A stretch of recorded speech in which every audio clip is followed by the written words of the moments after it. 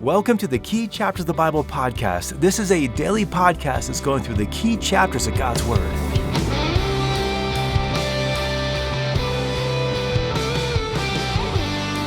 Today we're turning to the book of 1 Samuel. We'll be looking at chapter 1 of 1 Samuel. You've probably noticed that we have jumped out of the book of Judges and we've even skipped over the book of Ruth, and now we're here in 1 Samuel. Why'd we do that? Well, ultimately, we are looking at the key chapters of the Bible, and although the rest of the book of Judges was filled with some really important things to understand about sin, I felt we really covered it pretty well yesterday in chapter 2. And the book of Ruth is great, but it is 4 chapters, and it's a wonderful story about a woman who is in just tremendous need and how a man named Boaz comes to help her, and how they have this wonderful relationship which ultimately produces their descendant, David. But we're turning to chapter 1 of 1 Samuel today because 1 Samuel is an important book of the Old Testament. The theme of 1 Samuel is the theme of judges to kings. It covers 94 years from the birth of Samuel to the death of Saul. And it tells us the transition from when Israel goes from just being led by tribes and being led by judges to a single monarchy under God. The book opens with Israel just in this state of instability politically and spiritually. And you'll get a sense of this instability as we read 1 Samuel chapter 1 and chapter 2. We're seeing Eli. He's not going to really recognize what real heartfelt prayer looks like. In chapter 2, Eli's sons are just really disobedient and Eli's out of control. And so this was not a great season in the history of the Jewish people. And so God raises up Samuel. And Samuel is the last judge of the Jews. And he ushers in then the kingdom of Saul and later on David. 1 Samuel focuses on the ministry of Samuel as well as the kingship of Saul. Chapter 1 begins with Samuel's miraculous birth. Samuel is both a prophet and a judge for the Jewish people. He was also a Levite, and that's critical to know because only Levites could serve the Lord in the tabernacle. Well, let's talk about this passage. In many ways, if you've read it already, it's pretty straightforward. Verse 1 introduces us to Samuel's father, a man named Elkanah. Elkanah seems to be a decent dude. He kind of doesn't understand his wife and her pain, but he seems like he's pretty devout and pretty sincere. Verse 2 tells us that Elkanah had 2 wives, probably because Hannah could not bear children. Having more wife back then was permitted in the Old Testament because it was a concession that God allowed. But this passage here with Hannah and Peninnah, or Sarah and Hagar, or Leah and Rachel, all of those difficulties, remember those difficulties? They all show us that this was not a good situation for these families, that so much heartache and pain came from these dynamics. And we can see that pain as we go into verse 3. Verse 3 says that every year they go to Shiloh to worship the Lord.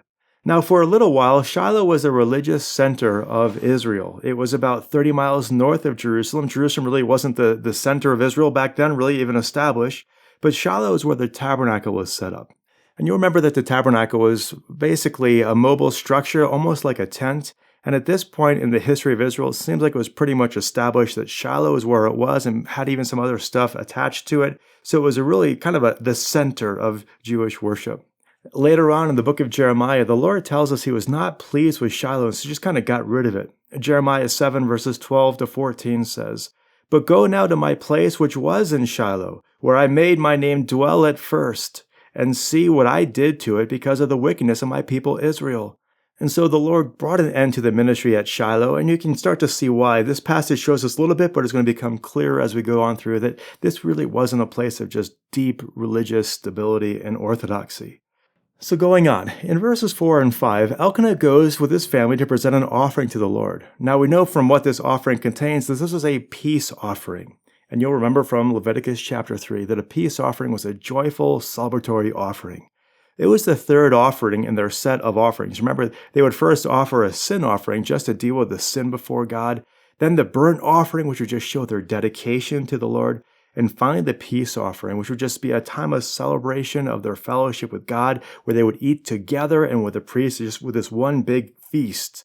And so during this feast, Elkanah would give Hannah, his wife, a double portion, just to show her how much he loved her, despite the fact that the Lord had closed her womb. Now notice that phrase, closed her womb. It's mentioned twice here, once in verse 5 and once in verse 6. And the Lord did something similar with Sarah in Genesis 16:2 and Rachel in Genesis 30 verse 2. And it just shows us that the Lord is sovereign over these matters. And so because Hannah could not have any children, she was constantly at odds with Elkanah's other wife, Peninnah. Verse 6 even calls them rivals. And so you have this tragic reality here that one woman is childless and totally qualified to have children. The other woman has tons of children, but clearly is just not of a righteous disposition. And so this whole conflict there in verse 7 produces so much pain in Hannah's heart that she could not eat and she just would weep. Apparently, Elkanah is clueless about her pain because he says to her, "Am I not better to you than 10 sons?" I mean, what kind of question is that? Not the best question for a husband to ask his wife as she's grieving. And so in verse 9, she goes to the tabernacle, which apparently is sometimes called the temple, and she prays to the Lord. In verse 10, it says she wept bitterly, which is literally to weep, she wept. It's just a Hebrew way of showing how much pain she was in. To weep, she wept. Well, we can read her prayer in verse 11. It says she called upon the Lord of hosts. That term, Lord of hosts, is a special title used first here in 1 Samuel chapter 1. And it's a title of the Lord that just declares that all of heaven and earth submits to him. So we have here the first time this is used here. First time we see it on the lips of a person is on Hannah's lips. And she is just recognizing God's glorious reign and rule. She also recognizes that she is his servant.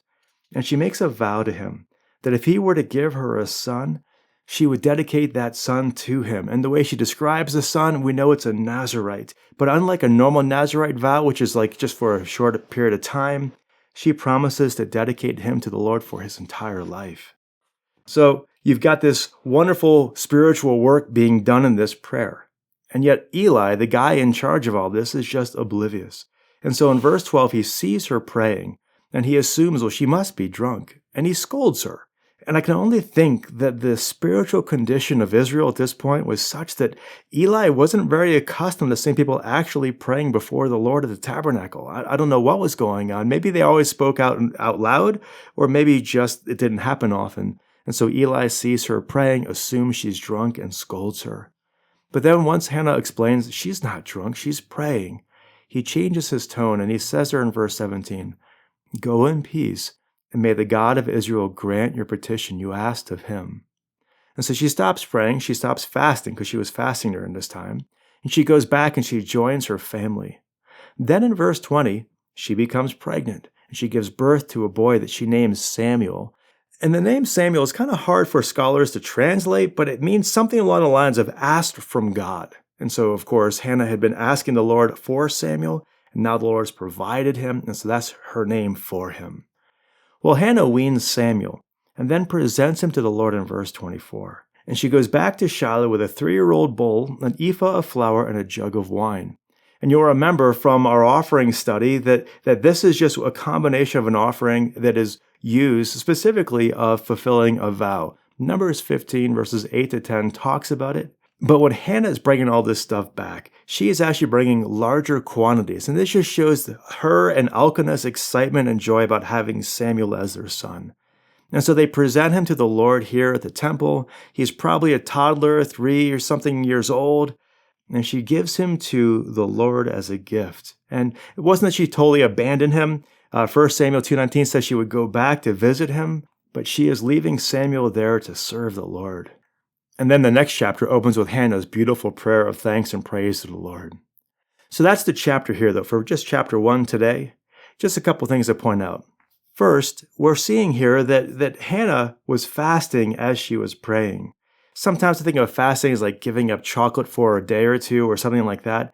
We see here really what goes into fasting. Fasting is to set aside food so that we can devote ourselves to the Lord and just seek him. It's to be so burdened with something that we just gotta just meet with God and pray to him and seek him and read his word. And what's interesting is she is fasting in this passage from the peace offering that the rest of the family is celebrating.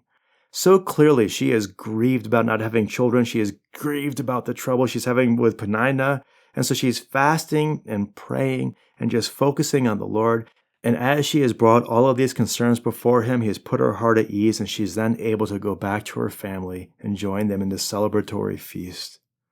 We also see here the godly heritage of a godly mother. Hannah is obviously a godly woman. She is showing restraint in her words. She is pouring her heart before the Lord. She is fasting. She's even uncommon in her godliness because Eli doesn't seem to really get what's going on when he first meets her. But we're seeing that God has honored her, God has heard her prayers, and we're seeing the heritage that she has left in her son Samuel, because Samuel grows up to be a hero of the Old Testament. So many of the characters of the Old Testament have kind of blights on their character. You think about Abraham or Isaac or later on David, and they all have these kind of blights that are just you have to deal with. Samuel doesn't have those. As far as I know, Samuel has an impeccable character. He's not sinless, of course, but he is a man where there is no major character flaw. And I believe a lot of that comes from Hannah, her prayers, and the heritage of this godly woman being poured into her son. Likewise, this is a reminder that when we have poured out our heart before the Lord and when we are grieved, we know that God hears our prayers. He responds. It might be in His time, and it may not be the response that we were hoping for, but His ways are always right, always best for the situation, always what bring Him the most glory, and ultimately it brings us the most joy. And like Hannah, we need to just pray and bring our thoughts to Him, bring a request to Him, but also leave them there knowing that the solution and the timing is all up to the Lord and what He believes is best. And then we can get on up and live our lives joyfully in fellowship, praising God, even if we don't always get the answer that we were hoping for. And so those are some thoughts on 1 Samuel chapter 1 about just this wonderful woman and her godly prayers and her just desire to love and serve the Lord, and how the Lord blesses her with this great little guy named Samuel. And we're going to spend the next few days just looking at who he becomes, the man of God he becomes as he leads the children of Israel back to faithfulness to the Lord. With that, hope you have a great day. We'll see you tomorrow. God bless.